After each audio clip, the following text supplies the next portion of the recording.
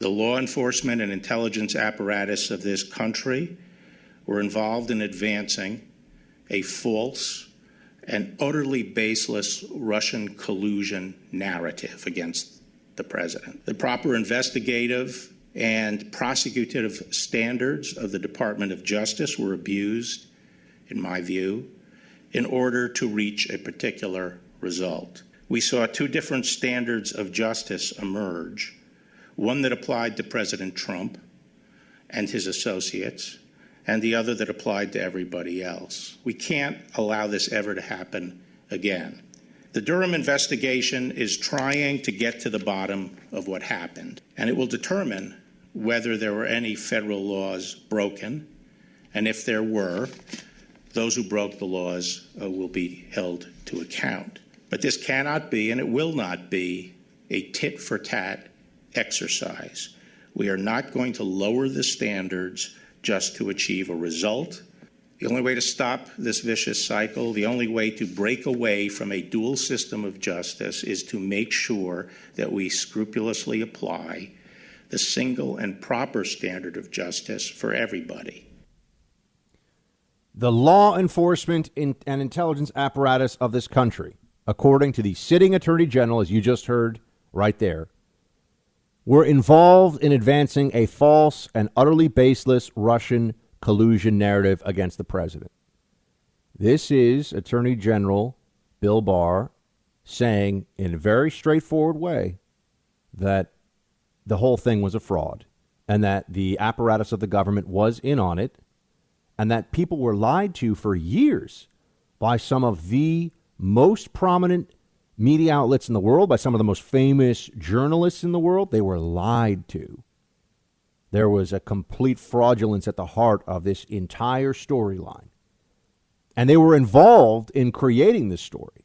Right? The media outlets themselves took it upon themselves to be a part of the story instead of covering the story.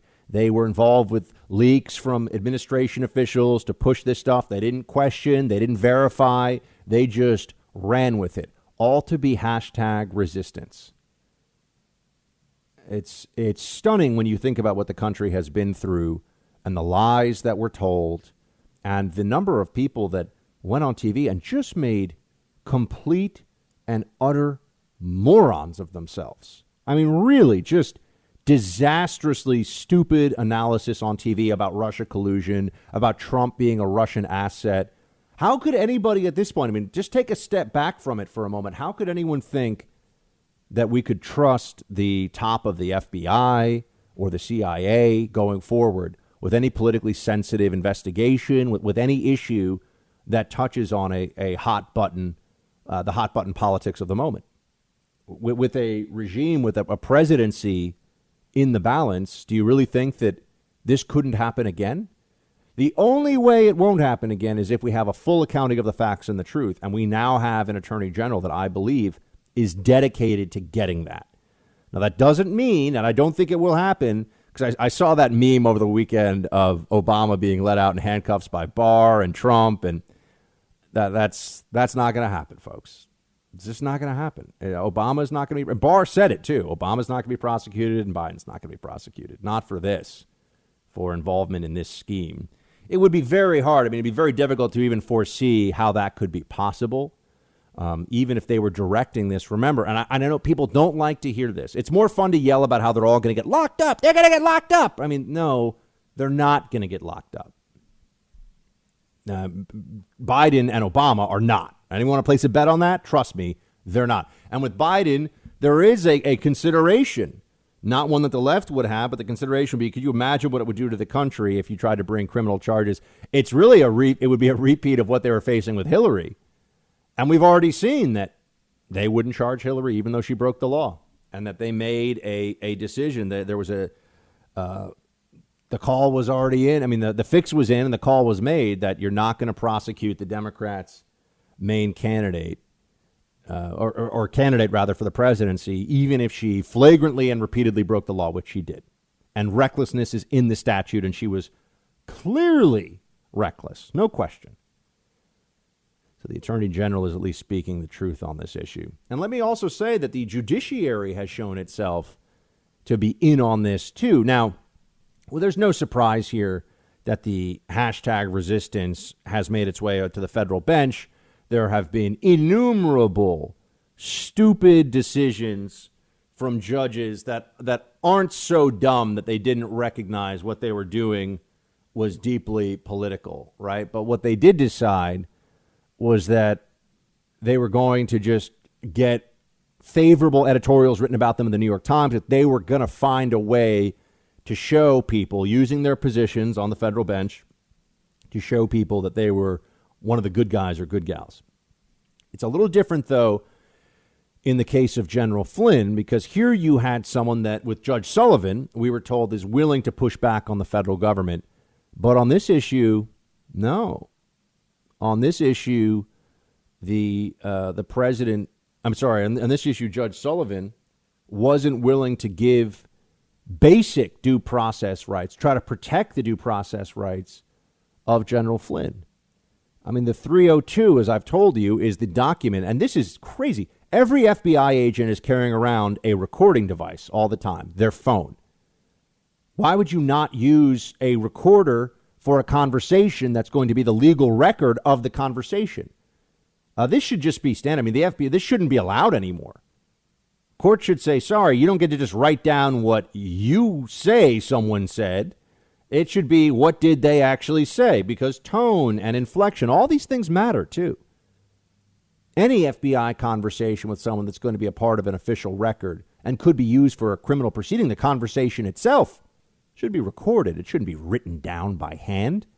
What are they going to do next? Use the, that carbon paper they used to have, or if you push really hard, it makes a little carbon copy of it beneath it. We actually still were using that at the NYPD when I was there. But not for interviews like this. But they did use it for some administrative stuff. It was pretty shocking. NYPD technology was I was there in 2010, and the technology was circa 1992, I'd say. That's fair. So what are we supposed to take away from this? Now the Attorney General is telling us that there was not just a Democrat partisan and media-enabled narrative, but that our own government was a part of this. And that our election choices will not necessarily be respected by the people who are entrusted with doing just that, maintaining the sanctity of our elections and protecting the rule of law. They weren't willing to do it. They thought they had something more important that they were tasked with, and that was just stopping Trump at any cost, at all costs. Now, here's also what the Attorney General said, and I think we need to hear. You're not going to hear a lot of coverage on this because it's damaging to a narrative the media played a huge role in. Play clip 4. We live in a very divided country right now, and I think that it is critical that we have an election where the American people are allowed to make a decision, a choice between President Trump and Vice President Biden based on a robust debate of policy issues. And we cannot allow this process to be hijacked by efforts to drum up criminal investigations of either candidate. And I'm committed that this election will be conducted without this kind of interference. Any effort to pursue an investigation of either candidate has to be approved by me. Now, what happened to the president, and I've said this many times, what happened to the president in the 2016 election and throughout the first 2 years of his administration was abhorrent. It was a grave injustice, and it was unprecedented in American history. Unprecedented and a grave injustice.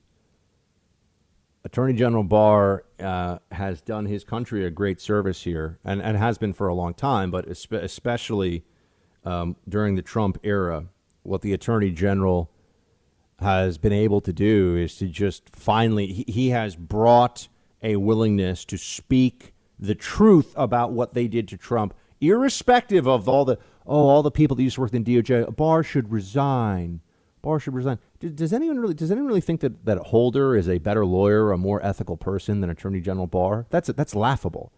Eric Holder, who approved the pardon for Mark Rich that was basically bought and paid for by Mark Rich's wife under the Clinton administration. Big Democrat donor. My husband fled to Switzerland, and he doesn't want to face justice. We'll buy a pardon for him. Holder signed off on that. Even he had to admit that was gross later on. It was gross. He knew it was gross. But hey, money for Democrats. That's what matters. We finally now are at least very clear on who was right and who was wrong about all this Russia collusion stuff too. So many smug, sanctimonious punk journos out there, people with no ethics, no decency. So many of them were completely and utterly just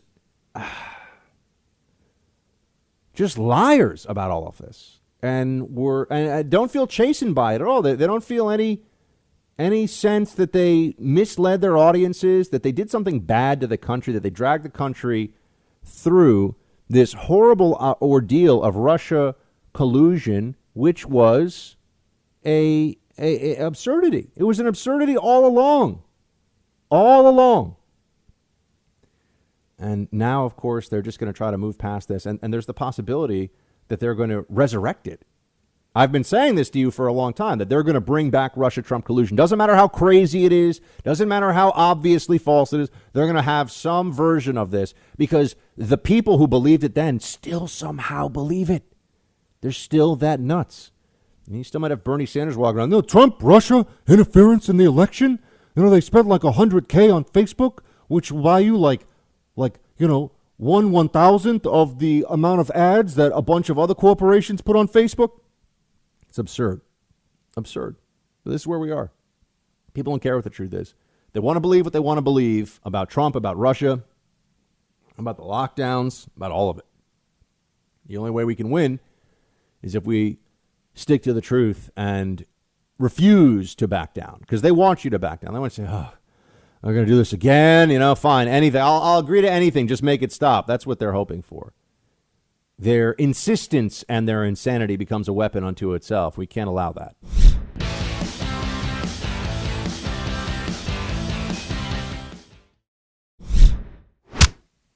Last Friday night, in the dark of night, President Trump fired the Inspector General of the State Department, Mr. Steve Linick.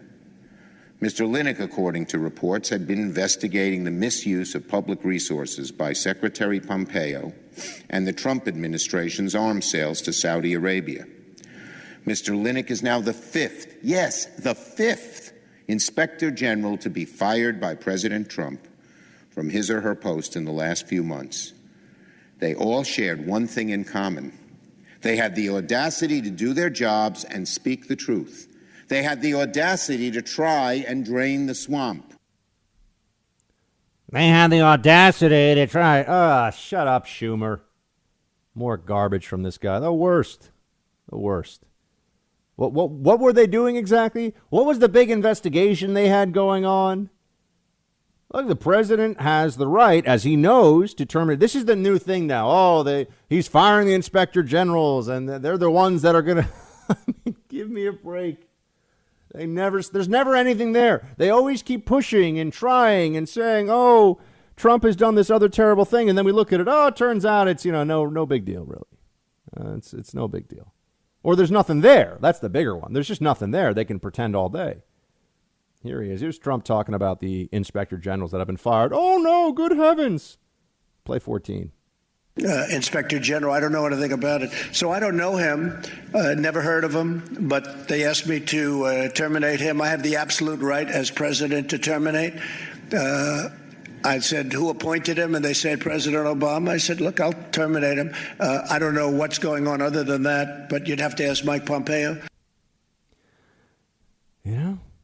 The stuff that I've heard about so far that they're investigating Pompeo for involves maybe somebody walked his dog on his staff and maybe somebody picked up his dry cleaning. I mean, he's the Secretary of State. I mean, you don't want to make a habit of telling people that are in the government's employ to do any personal favors for you. But are we? And my favorite was that maybe he had someone on his staff make a dinner reservation for him. Oh, no. if it's something that you would do for anyone, a friend or anybody else in your office, is it really, we're going to say this is a crime? Is that what we're supposed to believe? Is this going to be, restaurant reservation gate? Is that what this is going to turn into? I appreciate the president sees this for the nonsense that it is. Here, play clip 2, Mark. Here's a man supposed to be negotiating war and peace with major countries with weaponry like the world has never seen before. And the Democrats and the fake news media, they're interested in a man who's walking their dog, and maybe he's busy, and maybe he's negotiating with Kim Jong-un, okay, about nuclear weapons, so that he'd say, please, could you walk my dog? Do you mind walking my dog? I'm talking to Kim Jong-un, or I'm talking to President Xi about paying us for some of the damage they've caused to the world and to us. Please walk my dog. To who? A Secret Service person or somebody, right? I don't know. I think this country has a long way to go. The priorities are really screwed up. He's a high-quality person, Mike. He's a very high quality. He's a very brilliant guy. And now I have you telling me about dog walking, washing dishes. And you know what? I'd rather have him on the phone with some world leader than have him wash dishes because maybe his wife isn't there or his kids are there. What are you telling me? It's terrible. It's so stupid. You know how stupid that sounds to the world? It's fantastic, isn't it? Having a president who will just call this out, not say, I'm sorry, I guess, the system and the sanctity of our democracy and whatever you libs say, I'll just repeat. And no, this is dumb. It's dumb, and he knows it. Oh, he fired the inspector general. The libs who have polluted the apparatus of government to the point where now we can't trust the FBI director. We can't trust people working in the DOJ who are supposed to be apolitical civil servants. Can't trust them. And if you do, you're a fool. And they've done all that as part of their war on the Trump administration and their efforts to destroy Trump. They've done all that stuff. And now they have the temerity to turn around. That's a fun word. Haven't used that one in a while. The temerity to turn around and say, oh, you guys are abusing the system. Trump is firing these inspectors general. Good heavens, sir. No one even knows these guys are. Well, what do they think that he's doing? Oh, the inspector generals are getting fired. They're probably hashtag deep state resistance fighters, and they get sick of it after a while. They get sick of the little hall monitors in some of these federal institutions that, look, if they had anything big, we would already know about it. But we also know that there are a lot of ways to just be a constant, goose turd in the punch bowl, so to speak. That's not something you want. That's bad. Or fly in the ointment or whatever. That's a more family-friendly way of saying it. So maybe the inspectors general had to go. Trump has the power to do it. Sorry, libs.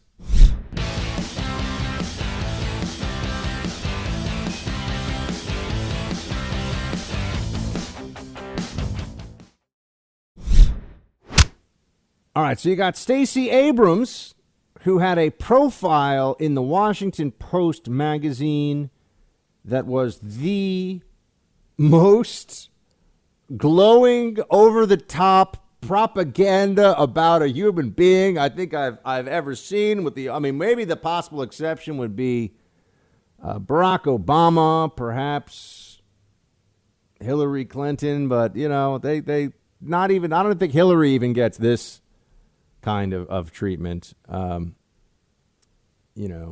Yeah, it's amazing. Here you go. This is the Washington Post profile on Stacey Abrams, who, in case you're just wondering, was a state legislator in Georgia, ran for governor, lost by over 50,000 votes, and still goes around basically saying that she won. For all the talk the libs have of how Trump won't leave office in the fall if he loses, won't respect the results of the election, Al Gore, Hillary Clinton didn't respect the results of an election. And Stacey Abrams. You don't need me to finish the sentence. You know what I'm going to say. So why is she getting all of this attention? What has she done that is worthwhile? Tucker on his show last night did a whole segment on we're supposed to think that Stacey Abrams should be not just vice president, but really very possibly turn into the president quite quickly thereafter, because we all can see, I mean, Joe Biden is, it's unsettling and bizarre and pathetic and a little scary that libs will do this, that they'll put forward Joe Biden, who clearly is not up for this, does not have the health situation that he would need to have on this. I mean, and here we are. Stacey Abrams, we're told, she's going to be the vice president, which could be a very important vice presidential pick, is all I'm trying to say. We all know it, all right? And, Tucker said it last night. Other people have been saying it. It's absolutely the case. The thing in this profile that gets the most attention is, they created a photo of Stacey Abrams. I mean, she has a cape on, and it really looks like the cover of like an Avengers movie. An Avengers movie. That's what you'd have to say about this. It's like a superhero situation. Superhero situation that you'd say based on what exactly? What has she done? Why should we think that Stacey Abrams is worthy? Well, here's how they write this piece. There's a big buzz at the Loudermilk Conference Center in downtown Atlanta as a gathering called Paradigm Shift 2.0, Black Women Confronting HIV, Health, and Social Justice, gets underway. 300 registered participants have journeyed from across the country to discuss the many challenges and possibilities facing Black women and girls. The second day's morning keynote was delivered by radical activist and Professor Angela Davis. The hype has been building exponentially for lunchtime guest speaker Stacey Abrams. When she is finally introduced, the women shout and leap to their feet. Young women stand on chairs, camera phones flash. Abrams, who appears both amused and slightly disturbed by the fuss over her, takes control of the chaotic scene. I've witnessed this level of affection for very few political leaders in the Democratic circles I've been in since the 1980s. They have the last names Clinton, Sanders, Warren, Jackson, and Obama. Whew. This is the new Beto moment, if you will. You recall that Beto O'Rourke was he's like this guy who was totally propped up by the media. And it was like, oh my gosh, he was so impressive. And when they asked him, why should you be president? He's basically like, because I'm Beto. Duh. And then he started dropping some curses and anything to be, anything to be the kind of wannabe 90s heartthrob from a short-lived show on, what was that network that had the WB? Was that it? Was that the one that had all the teen heartthrob shows on it? Yeah, I believe so. It was the WB. Right? Yeah. Like the One Tree Hills. And Beto was straight out of that. Yeah, I know, ever since mom and dad left to go on that mission in the Congo to find the magic stones that would save the world, I just feel like it's so hard to play in my grunge band and also take care of my 5 siblings in this massive mansion in Malibu that our parents just left us in. You could see him. He's that guy. He would be right there, for all those 90s shows that we could all recall. But that went nowhere, as you remember. I mean, Beto never got any traction. And there was, when you look back and you say, what reason was there exactly to believe that Beto O'Rourke was ever going to be a strong candidate? I mean, guy won a congressional seat in basically El Paso, Texas. Okay. All right. Does that mean he's going to be a great presidential candidate? But now we got Stacey Abrams, and the media is trying to flex its muscles here and just create, to essentially conjure up a narrative, a political story that will be compelling enough that remember, this is a way, they view this as a way to make her president. So they'll pull out all the stops. And perhaps the narrative even becomes, and I think Biden's likely to pick her.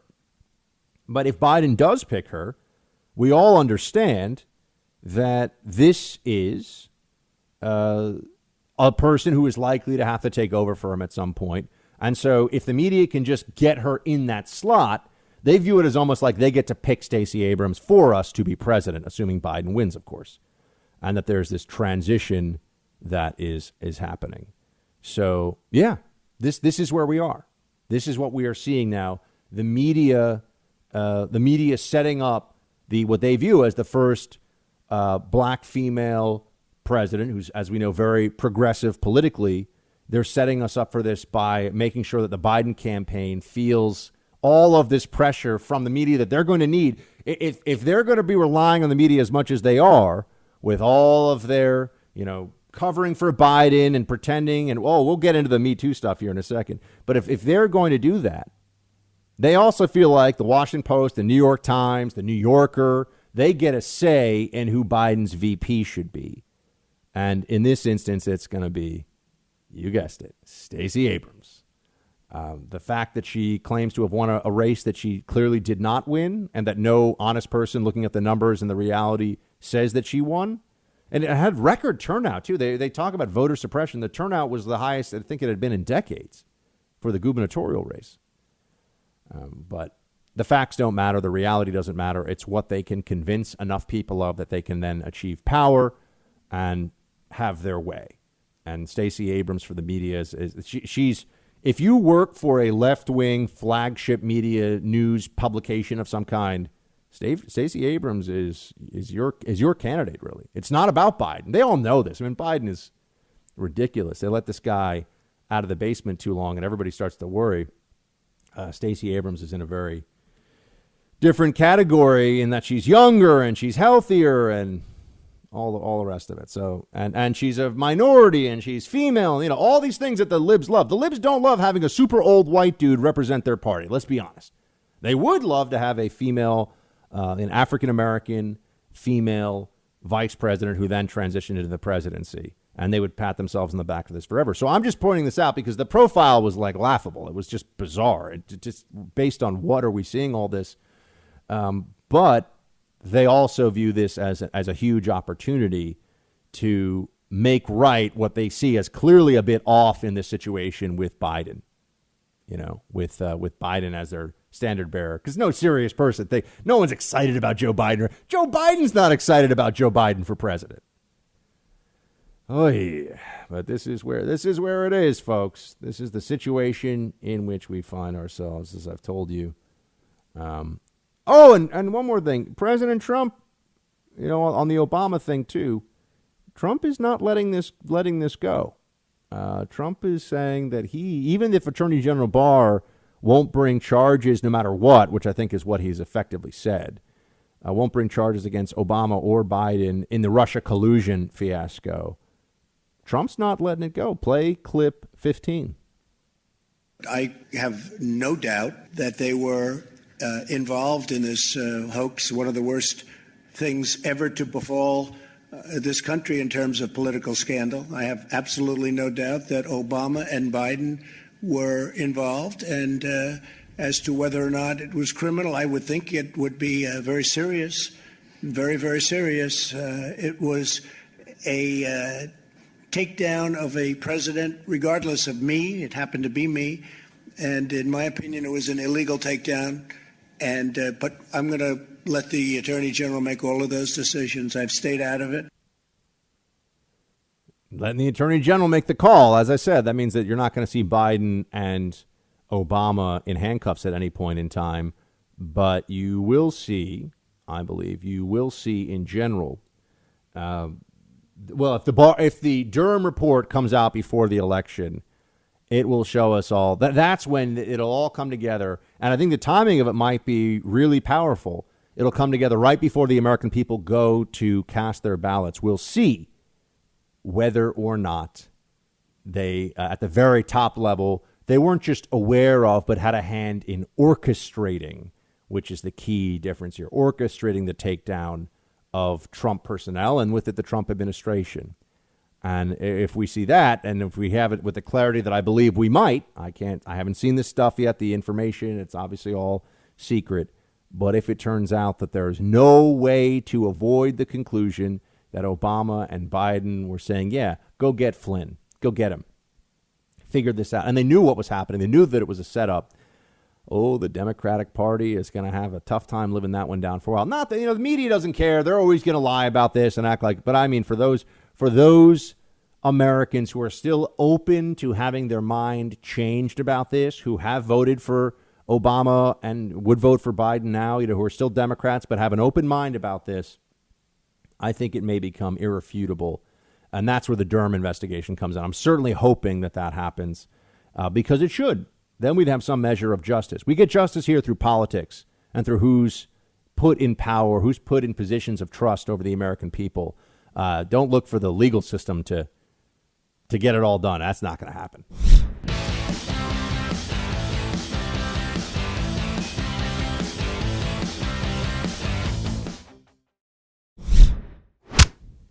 Speaking of Joe Biden, whatever happened to the believe all women standard?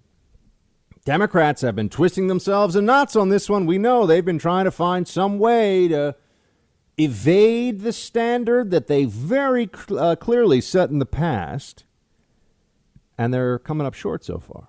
Oh, that's not a surprise at all, is it? You mean their double standard came back to haunt them, and now they just pretend that it wasn't there, and oh, wow, what a shock. But there was a piece out there that it was published in the New York Times that was truly the most horrific steaming pile of bullcrap I have read in a long time, and it is taking the position. I'm not making this up. The headline is "Believe All Women is a Right-Wing Trap." Hold on a second. Believe all women is a right-wing trap? How is this on us? Let's just take this a moment. We were not the ones pushing the believe all women story during Kavanaugh. We were not the ones who were, believe all women is a right-wing trap. How does this even happen? How do we do this? And the answer, such as it is, that Susan Faludi, who is a feminist, has come up with an incredible act of intellectual alchemy. I mean, just taking something and going blah, blah, blah, writing a bunch of nonsense around and then say, voila, reality is not reality.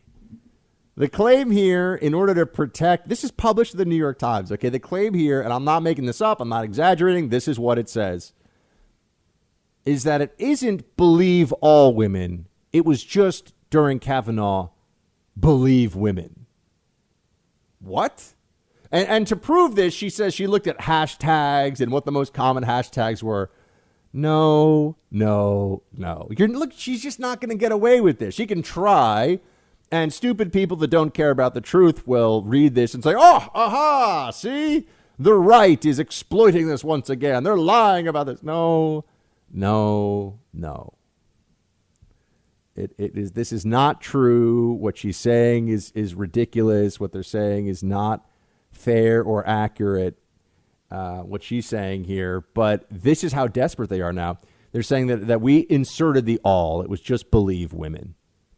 And that means listen to them and what? If you believe someone, you think they're telling the truth. So words have meaning. They can try to adjust this now and say, oh, no, believe all women sets an impossible standard. But believe women just means to say that someone's telling the truth. Here's what she writes in the piece. All insertion was all the rage during the Kavanaugh hearings when senators from Kamala Harris to Mazie Hirono had their regard for Dr. Blasie's credibility elevated by Fox News pundits to universal gender credulity. Their actual words, I believe her, became believe all women. That's literally the hashtag. There's a great search function on Twitter, and you can search the believe all women. For those of you who don't believe, that's what the Democrats had in the case of Kavanaugh. Is there literally a hashtag? Well, kind of. No, the answer is yes. Look, National Review has a good piece on this, and there are others that are looking at this. It's just, this is complete. The title, actually, of the National Review piece is More Believe Women Revisionism.